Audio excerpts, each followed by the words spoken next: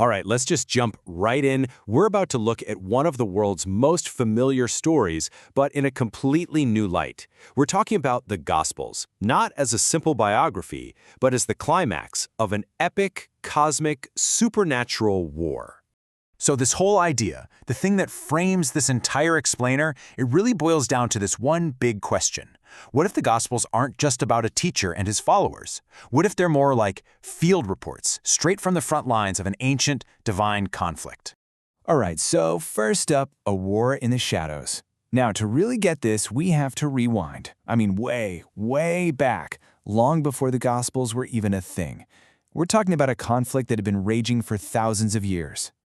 Okay, so first things first, let's meet the cast of characters. In the Old Testament, there's this idea of a divine council. You can kind of think of it like a heavenly cabinet or a boardroom. And these beings, they're not the chubby little cherubs you see in paintings. No, these are powerful, divine beings, the Elohim, and they have real authority. So according to this view, the whole mess started with a rebellion right there in that council. And after the Tower of Babel incident, God basically disinherited the nations of the world. He hands them over, puts them under the authority of these other divine beings. The problem? They went totally rogue and corrupted their rule. And this right here, this sets up the ultimate cosmic showdown. On one side, you've got Yahweh's plan, humanity living as his representatives, his imagers, in a perfect world. But on the other side, you've got the rebels, and their goal is dark. They want to eliminate humankind and keep their corrupt grip on the nations. I mean, the stakes couldn't be higher. Okay, so with the battlefield set, it's time for the commander to arrive. Section 2, Yahweh in human form. See, in this telling of the story, Jesus isn't just a wandering teacher. No, he's the incarnation of Yahweh himself, the supreme commander stepping foot onto enemy-occupied soil. Now, how does this connection work? Well, the key is this Old Testament idea of the name. And this is crucial. The name wasn't just, a word you say. It was the very essence, the power, the tangible presence of Yahweh. And it could even show up in a physical, human-like form, what the text often calls the angel of Yahweh. And boom, here's where it all clicks. When Jesus prays this in John 17, and he says, "I have revealed your name," he's not giving a pronunciation lesson.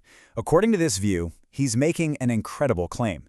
He's saying, I am that name. I am the physical embodiment of the presence and power of Yahweh made flesh. All right, so if Jesus is the commander, what's his first move? That brings us to part 3, invading the gates of hell. His entire ministry, seen through this lens, becomes a strategic offensive. Every miracle, every healing, it's a tactical move to take back hostile territory. And the invasion has a ground zero, a place called Caesarea Philippi. Now you might be thinking, why there? What's so special about that spot? Well, in the ancient world, this place, it had a reputation. Located right at the foot of Mount Hermon, it was infamous. It was known as a gateway to the demonic realm. So it's right here, of all places, standing at the symbolic gates of hell, that Jesus says one of his most famous lines. But the way we usually hear this, it might be missing the explosive military meaning. Think about it. Here's the key insight that just flips the whole thing on its head. Gates aren't offensive weapons. They're defensive. So when Jesus says the gates of hell won't prevail, he's not promising his church will be able to withstand an attack. No, he's saying his church is on the attack and those gates are going to get smashed down. This is a declaration of war. Okay, let's look at another piece of this strategic puzzle. There's this moment in the Gospels where Jesus sends out a bunch of his disciples on a special mission, and the number he sends is 70.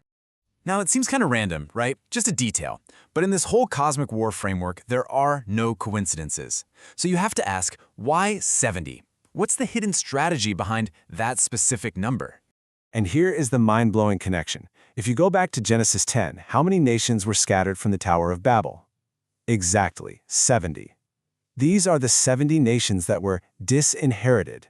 So, by sending out 70 disciples, Jesus is launching a symbolic mission to reclaim every single one of those spiritually lost territories. This all leads to the decisive battle, Section 4, the victory on the cross. And you have to understand, in this framework, the cross isn't some tragic defeat. It is the planned final confrontation. It's the D-Day of this cosmic war. So the gospel writers link Jesus' crucifixion to Psalm 22. But when you read that psalm, you hit this really weird line. It says, Many bulls encompass me. Strong bulls of Bashan surround me. Bulls of Bashan? What in the world is that supposed to mean? Well, guess what? Bashan is that same demonic territory we talked about earlier, the symbolic gates of hell. The psalm isn't talking about literal cattle. It's powerful, poetic imagery describing Jesus on the cross, literally surrounded and assailed by the demonic powers of the world. So the cross becomes the ultimate moment of victory. It's where Jesus, the divine warrior, takes the fight to the enemy's headquarters and wins. The rebellious powers, they think they're executing a rebel, but what they're actually doing is sealing their own doom. Okay, so the war is won, but the job's not done. That brings us to our final section, reversing the curse of Babel. With the decisive battle won, it's time for the final phase of the operation, a global infiltration to undo that ancient curse and reclaim the nations. And the kickoff event for this is Pentecost. It's presented as the perfect point-for-point reversal of Babel. At Babel, what happened? Nations were divided, languages were confused. Now look at Pentecost. Nations are gathered, languages are suddenly understood, and humanity is being reclaimed for God. It's the ultimate reversal.